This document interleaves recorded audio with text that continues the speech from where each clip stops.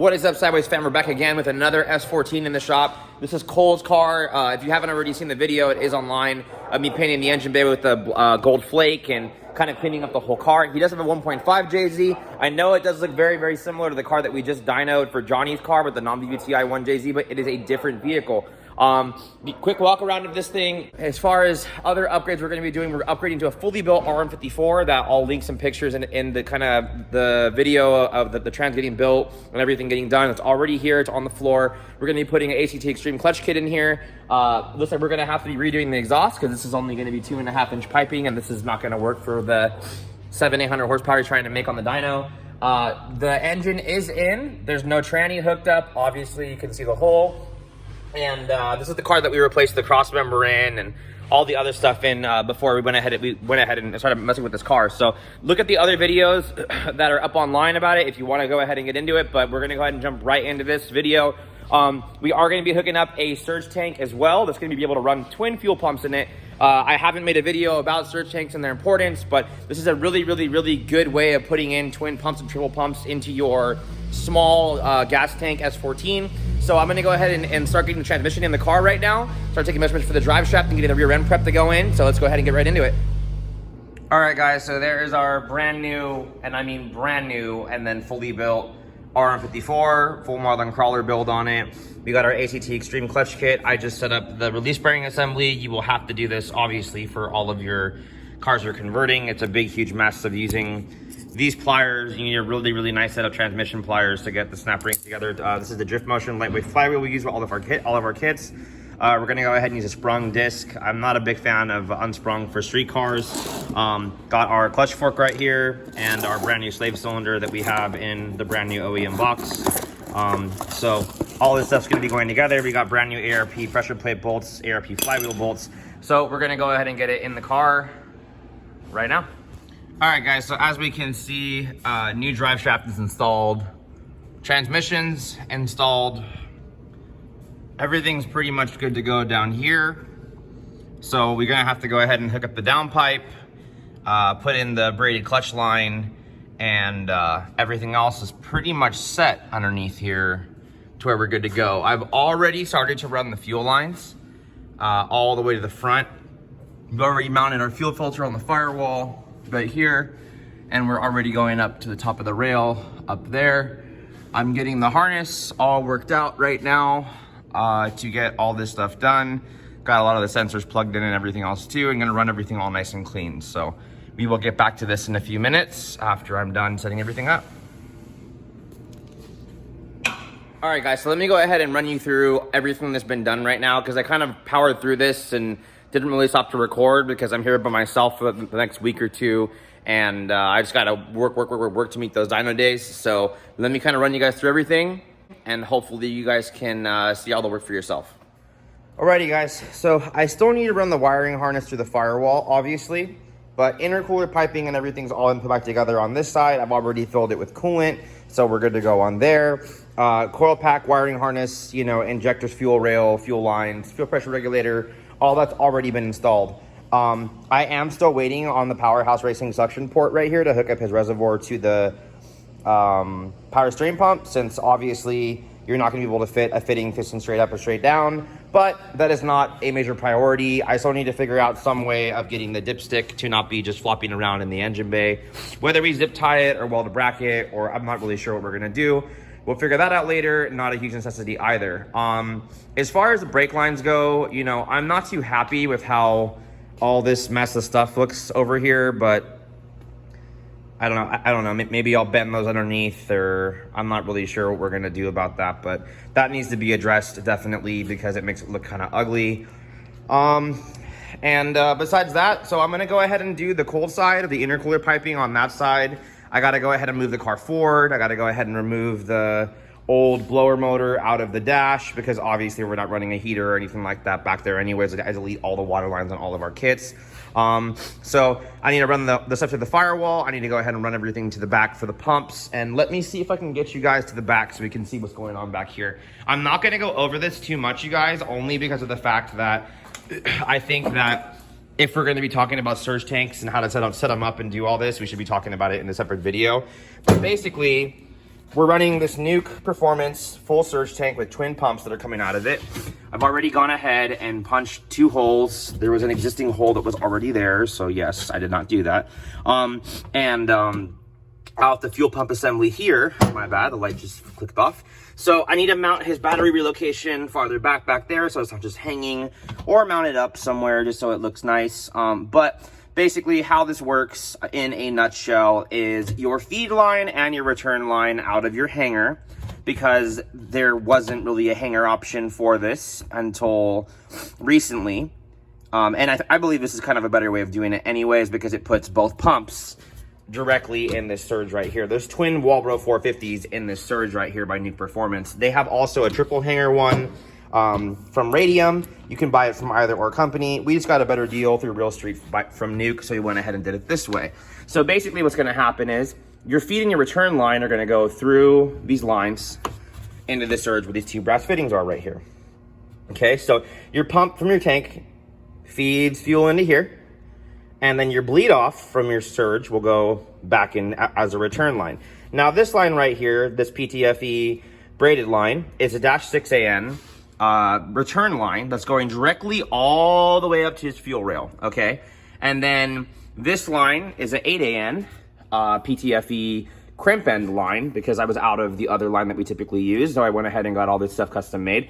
And this is gonna run all the way up to the feed line of the fuel rail. So, I mean, obviously to the fuel filter and everything else that you guys saw earlier, so that's already all been mounted. So I'm gonna go ahead and, first of all, drain the tank, because we need to get out all the E85 from God knows whenever the hell a year ago that was in here. That's probably not even E85 anymore and is way, way, way bad. Out of the tank and into a bucket so we can use it as cleaner, or just throw it away, or whatever the deal is that we're gonna use it for, probably for cleaning parts and stuff. So that needs to all get done. We need to go get 91 octane, put 91 octane in the tank, because the flex fuel sensor and everything is already all hooked up, along with my wiring harness and everything. This has all been done. He got off of the wiring specialties harness, as I've told most of the people my opinion of them. Customers, I do build on my wiring harnesses from scratch, if you know anything about me. So I like to have control. I like to kind of do everything the way that I want to do it. And typically, as of late, our stuff has been tuning absolutely flawlessly.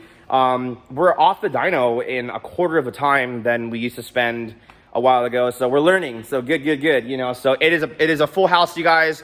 I don't know how much you guys can really see in here, but there's cars everywhere. The whole back outside is full to the back door. I don't even know what to do.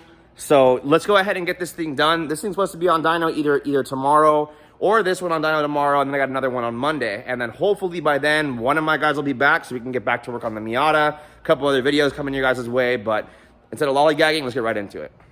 Okay, people, so pretty much everything is completely done. Hot sides all hooked up with the IAT already all plugged in now, so intercooler piping is finished. There was a lot of mess of this fan stuff up here now, and when I did this harness, I went ahead and incorporated twin relays and twin fan triggers, so I can power each fan individually for its own relay.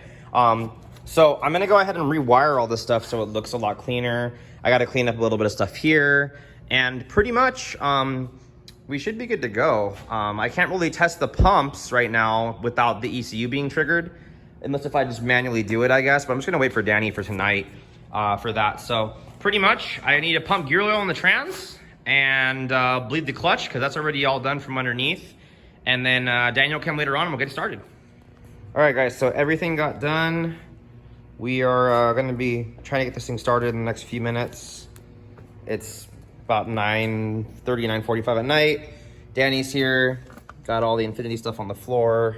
Go ahead and register the box and get everything started. We've already tested the surge tank stuff earlier to make sure both pumps are priming and it's holding pressure. That's all good. So let's see what happens in the next few minutes.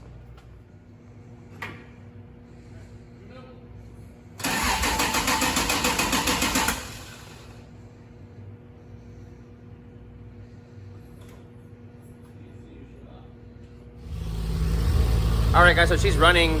Had a problem. The starter ended up just taking a crap on us, like second crank. Battery went ahead and died. Turbo line, I forgot to tighten on the top, so it was leaking. All our batteries are dead. My jumper's dead. So it took a lot longer than it was supposed to, but let me flip it right now so you guys can see it running.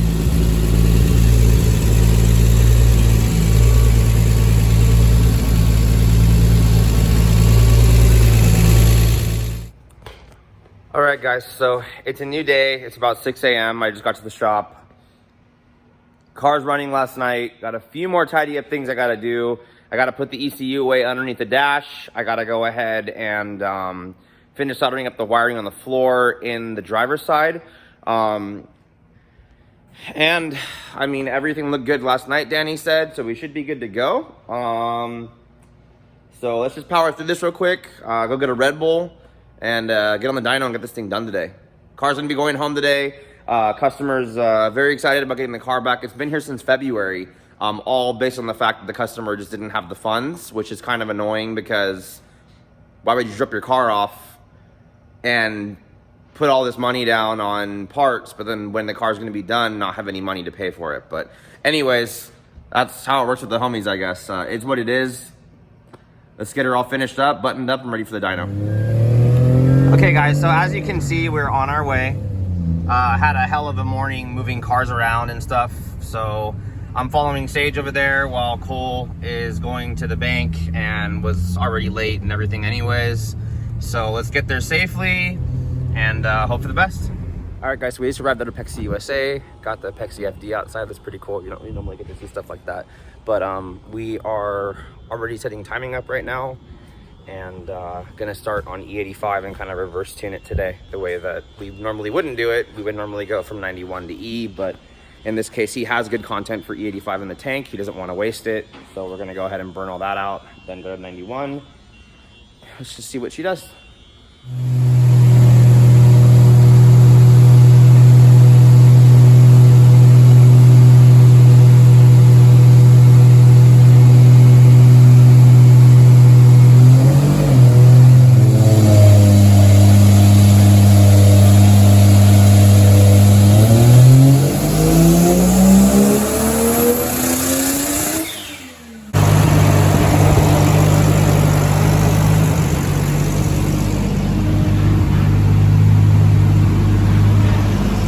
So we're working through the different boost levels right now to just kind of get it all done in like one nice swoop. And he hasn't even finished pulling it to red line yet, and we're already making 600 horsepower. Obviously we're doing this the opposite way. We're doing the E stuff first, and then we're gonna do the 91 after. So it's a little bit different than all the other videos, but in the case of this car, this is the way we're gonna do it. So hopefully we'll get a super awesome number because we're all super trying to see what we can hit. I know he's trying to kind of see if he can beat everybody else's number. Maybe he'll beat Alex, maybe he'll beat Drew. I don't know. We'll just see what happens, I guess, guys.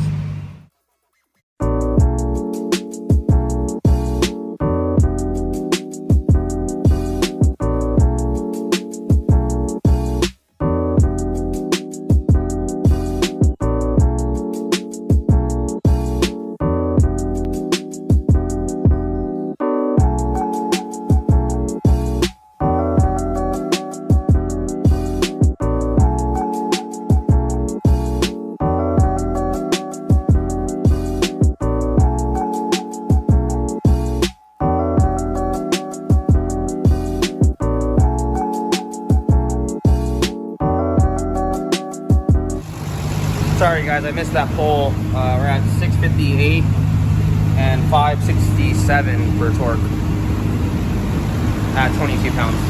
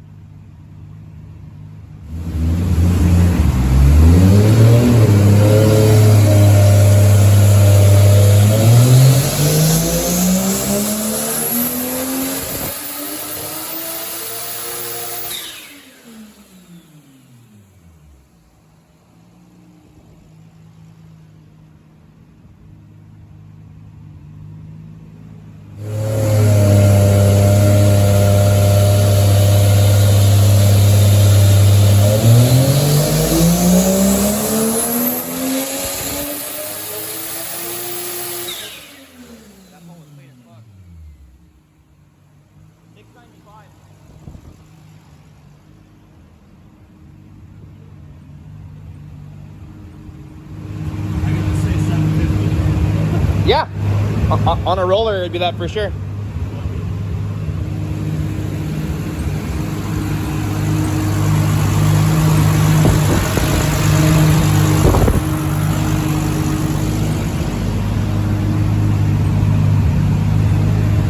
The graph?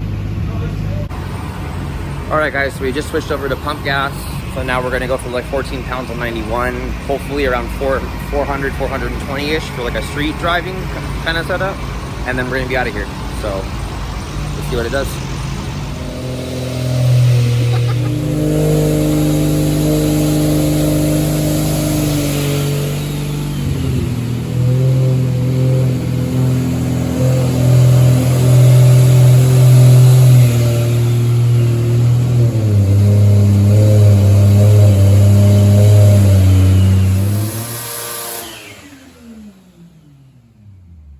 I think I see 446.